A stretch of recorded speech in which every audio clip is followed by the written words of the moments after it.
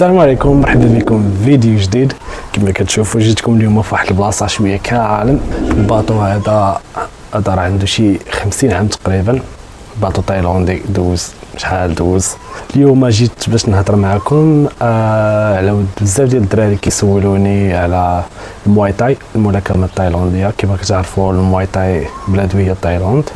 بزاف ديال الدراري دابا مغاربه كيحاولوا يجيو لتايلاند باش يحترفوا في تايلاند، حيت بزاف ديال الدراري سبقوهم وكيبارطاجيو معاهم كيفاش دايره الاجواء هنايا وكيفاش دايره الرياضه هنا، لونطريمون لي كومبا هنايا. وبزاف ديال الدراري ولاو انتريسي مهتمين بهاد الرياضه يجيو يحترفوها في تايلاند. كما كتعرفوا في المغرب راه ما غاديش توصل لشي مرحله كبيره، سي طرات شي معجزه حنا بقيتي في المغرب بالنسبه لهاد الرياضه هادي.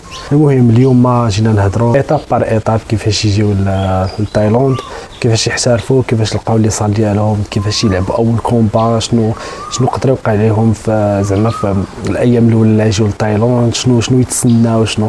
المهم هادشي كامل غادي نهضروا عليه. المهم قبل ما نكمل الفيديو ما تنساوش واحد لايك كومونتير وضروري اشتراك. راه كتعرفوا راه انا تقريبا 3 سنين ولا 4 سنين في هاد لاشين هادي، وراه حنا باقيين في 3000، يعني ضروري تشجعونا شويه. يلاه ما نطولش عليكم، بقاو معايا. المهم احنا رجعنا لكم، مرحبا بكم. كما قلت لكم ما تنساوش واحد لايك قبل ما نبداو الفيديو. ما نطولش عليكم، نبداو دابا. اول حاجه غادي نهضر مع الناس اللي اول مره غادي يجيو لتايلاند، الدراري اللي اول مره يجيو لتايلاند اللي كيشوفوا الدراري ديجا سبقوهم. المهم شنو توجد، شنو دير. اول حاجه مثلا انت لعبتي دي كومبا في المغرب ديجا ولا ما لعبتيش، المهم كتريني في واحد الصال، شنو غادي تفكر اول حاجه دير؟ اول حاجه خاصك تجمع واحد المبلغ بعدا ديال الطياره، هذه اول حاجه. افتح حساب في البنكه ولا ديال شي واحد من العائله ديالك، مثلا الاب ولا الام، حط فيه واحد المبلغ واحد 6 شهور قبل ما تجي لتايلاند. حاول تجمع شي بركه، حط فيه واحد المبلغ، المهم 1.5 مليون ولا مليون. هذه المهم انا نجيك نقول لك علاش قلت لك هذا المبلغ هذا. المهم حط فيه هذا المبلغ هذا باش من تدفع الفيزا. المهم حتى موضوع الفيزا تنهضروا عليه، تكون عندك واحد الفلوس باش تدفع، ومن بعد باش تقطع التيكي ديالك. المهم وجد فليسات باش تقطع التيكي ديال الطياره ديالك، اول ليله وجوج ليلات 3 الليلات الاولين كاع في تايلاند باش تريح في اوتيل قبل ما تقاد الامور ديالك. وغادي توجد هاد الفلوس هادو بالنسبه للطياره وبالنسبه للوطيل وداكشي الايامات الاولى.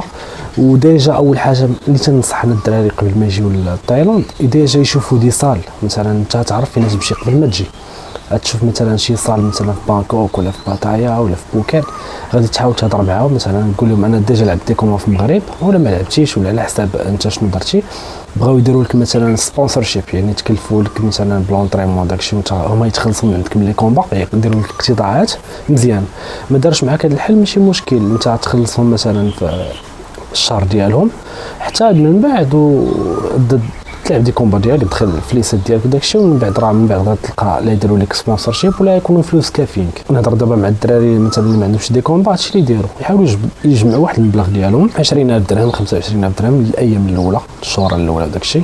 المهم تحيد منها الكرا. مثلا حنا نهضروا على بانكوك والنواحي ديالها جنب ماشي سونتر، مثلا بالنسبه للكرا تقدر تلقى كوندو هو بحال قلتي شومبر وفيها كوزينه وداكشي نقي، داكشي زوين، تقدر تلقى فيها حتى لاصال يعني في الكوندو وبيسين كاع. 1800 درهم 1500 درهم تقريبا.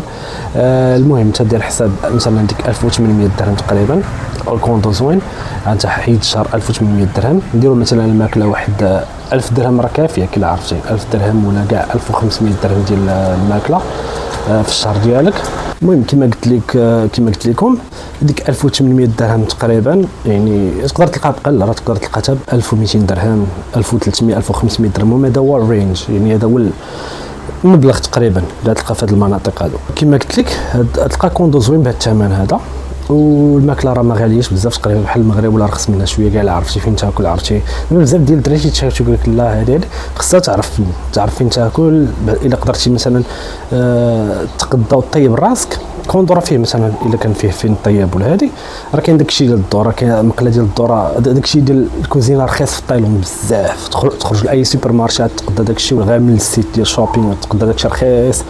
مثلا المقله ديال الضو، شي حاجه ديال الضو طيب فيها تقام عليك رخيص. تخرج للمارشي السويقه تشري الخضره وداك الشيء طيب راسك، راه تقام عليك رخيصه. المهم هذه الا بغيتي تقتصد، انا كنصح الدراري يقتصدوا بهذه الطريقه. مره ما بغيتي تخرج تاكل على برا، راه تاكل على برا. كما قلنا يعني تحيد ديك 1800 درهم مثلا انا قلت لك الماكسيموم ديال الكرا، حيت انت واحد 1500 درهم مثلا ديال الماكله، الا كنت غتقتصر تقريبا قل حتى 1000 درهم ولا قل كاع. عاوتاني شنو نحيد اخر؟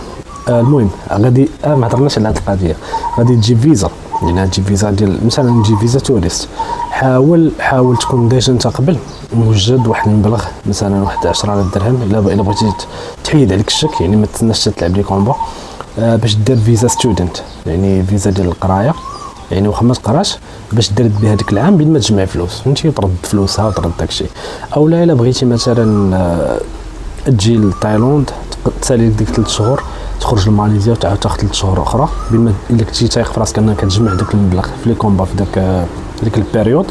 بغيتي تحيد الشك، كنتي جامع عندك شي بركه جيبها معاك من الاحسن ودير فيزا ستودنت وهني راسك.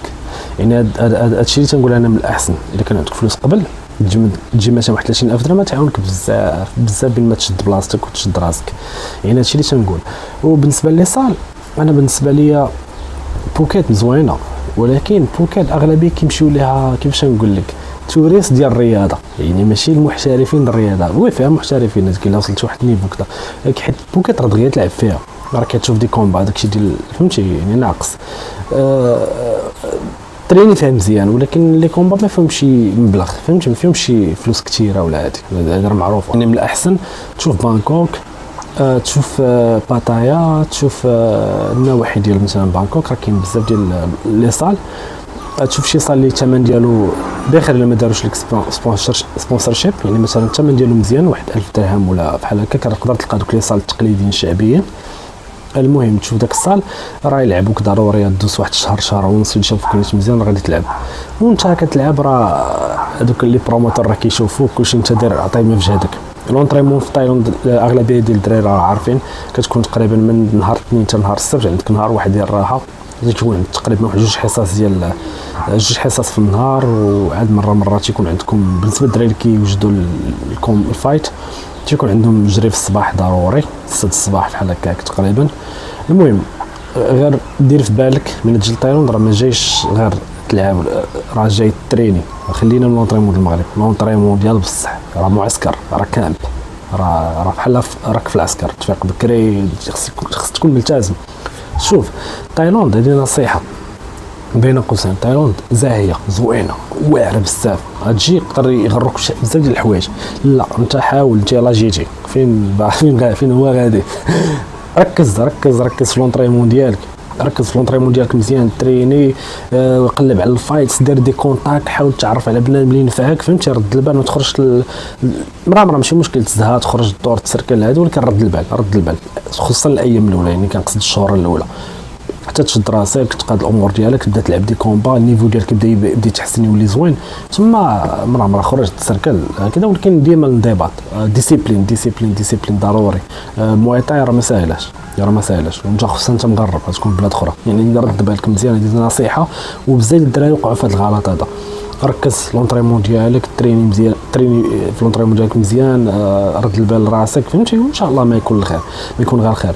المهم الدراري ما نطولش عليكم في هذا الفيديو هذا، راه كاين ديجا واحد الفيديو ديال الفيزا، المهم نخلي لكم هنا ولا هنايا ولا تلقاوه لتحت في الديسكريبشن. المهم الدراري اي تساؤل عندكم، اي موضوع بغيتو نهضر عليه في هذا النطاق هذا، خليو لي كومونتير ولا صيفطوا لي ميساج. المهم تقدروا تواصلوا معايا حتى في الانستغرام اللي هي هذه، انستغرام ديالي شوكا مارفي، اولا في باج فيسبوك مغربي في تايلاند شوكا مارفي، ولا تقدروا تكتبوا مغربي في تايلاند غيطلع لكم الفيسبوك ديالي، تقدروا تواصلوا معايا تما ولا في الانستغرام اللي بغيتو. وتنتمنى يكون عجبكم هذا الفيديو خفيف ظريف، عطيت فيه شويه النصائح. الا خصاتكم اي حاجه تواصلوا معايا وخليوا لي كومونتير على الفيديو الجاي ان شاء الله اللي نديرو لكم.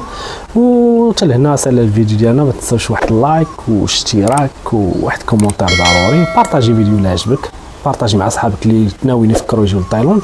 المهم نخليكم نشوفكم في الفيديو الجاي، يلا بي.